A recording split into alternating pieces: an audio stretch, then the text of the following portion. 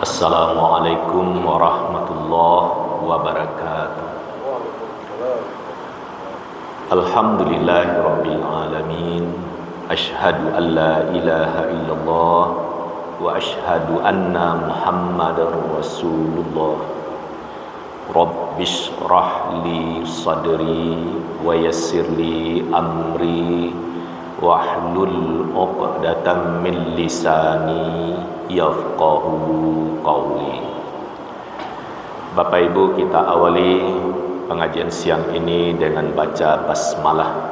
Bismillahirrahmanirrahim. Materi kita pendekatan ilmu falak, disebut juga dengan ilmu hisab. Falak adalah orbit, tempat lalu lintasnya benda-benda langit termasuk bumi ini. Sedangkan hisab, ya, gerak-geriknya benda yang khusus untuk bumi, bulan dan matahari ada perhitungannya. Bumi memang tidak disebutkan secara khusus, tapi sudah menjadi pelajaran kita sejak dari sekolah dasar. Bagi Bapak Ibu yang di atas saya, lebih senior, mungkin namanya kan sekolah rakyat, belajar dulu ilmu bumi, ya Pak, ilmu bumi. Sudah itu berubah menjadi geografi. Fokusnya siang ini adalah memahami kenapa waktu salat, misalnya zuhur salah satunya pukul 12:04, sehingga banyak orang berkata, sampai tadi saya dengar, wah, waktu salat sekarang cepat sekali. Ya, untuk beberapa hari ke depan di bulan November ini, bahkan sampai akhir November, ya, zuhur itu pukul 12:04, terus beberapa hari kemudian pukul 12:05, 26, 27, 28, dan nanti di bulan Desember sampai akhir Desember kembali mendekati setengah 1. Pertanyaannya, mengapa waktu salat itu tidak sama setiap hari? Kalau sama kan lain pula amannya. Misalnya zuhur selalu 12:30 misalnya, atau maghrib selalu 6:30. Ternyata kan tidak. Karena tidak samanya setiap hari, perlu diterbitkan jadwal salat. Karena waktu salat itu sebenarnya setiap hari ada perbedaannya dalam hitungan detik. Hanya saja penampilan dalam jadwal salat, detiknya tidak ditonjolkan, ya, paling menit, misalnya 12:04. Nah, detiknya tidak disebutkan. Pendekatan menit itu sebenarnya sudah cukup. Apa yang menyebabkan tidak sama?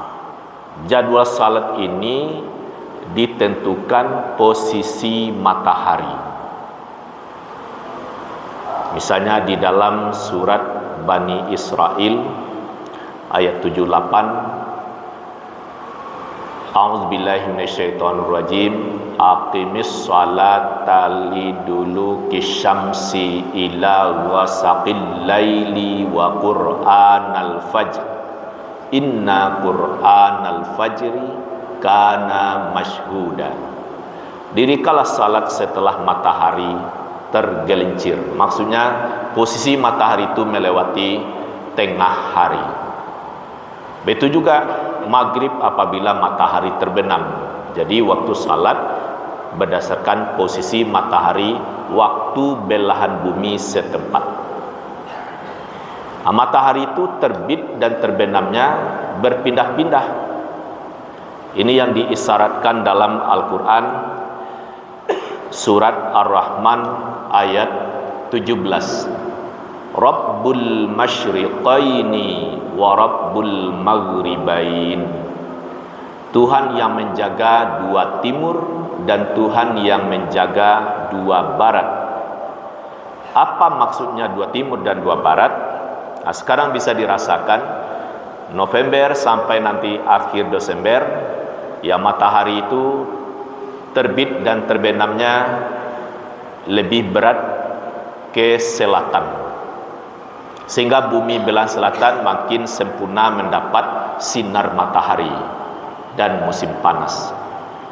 Nah, sebentar lagi misalnya Arab Saudi yang agak ke utara itu sudah mulai berangsur lebih ya stabil, terus dingin dan dingin, lebih dingin maksudnya. Itu bisa dirasakan bagi ya warga yang menunaikan umrah di akhir November, bulan Desember. Salah satu buah mulutnya adalah mengatakan dingin sekali di tanah suci. Nah, mengapa dingin? Karena matahari itu berada di belahan selatan. Jadi Australia, New Zealand, Amerika bagian selatan itu mendapat sinar matahari yang memuaskan. Nanti puncaknya ya 22 Desember matahari paling selatan. Jadi Bapak Ibu sekarang boleh diperhatikan nanti terbenamnya matahari, silahkan ditunjuk di mana berada. Nah, kalau dapat buat garis. Nanti akan bergeser lagi terasa di tanggal 22 Desember makin selatan lagi tempat terbenamnya. Begitu juga besok perhatikan terbit matahari mana timur, dia sudah belahan selatan dari timur. Begitu pula puncaknya nanti 22 Desember dia paling selatan. Itu Allah jaga, tidak boleh lagi matahari itu makin selatan. Kalau matahari makin ke selatan juga, itu gunung es atau benua es di kutub selatan bisa mencair, naiklah air laut. Makin ke selatan juga dia sudah mencair, ya di belahan utara terjadi pembekuan air laut. Kalau air laut beku, matilah semua ikan, tidak ada lagi kehidupan. Jadi Allah jaga batasnya dari khatulistiwa ke selatan 23,5 derajat batas lalu lintas matahari. Nanti kembali lagi di bulan Maret matahari kembali di atas kota Padang sekitar khatulistiwa, dan puncaknya nanti paling utara itu di 21 Juni matahari terbit di belahan utara. Memang di timur terbitnya tapi belahan utara. Dari khatulistiwa 23,5 derajat. Maka musim panas pula lah bumi belahan utara. Lama siangnya. Sedangkan bumi belahan selatan ya dingin, lama malamnya. Inilah yang menyebabkan musim itu berganti disesuaikan dengan posisi matahari.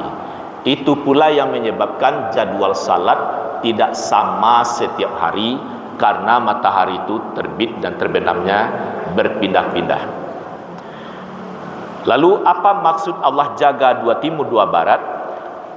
Nanti di bulan Juni tanggal 21 Juni matahari batasnya itu terbitnya paling utara dari khatulistiwa.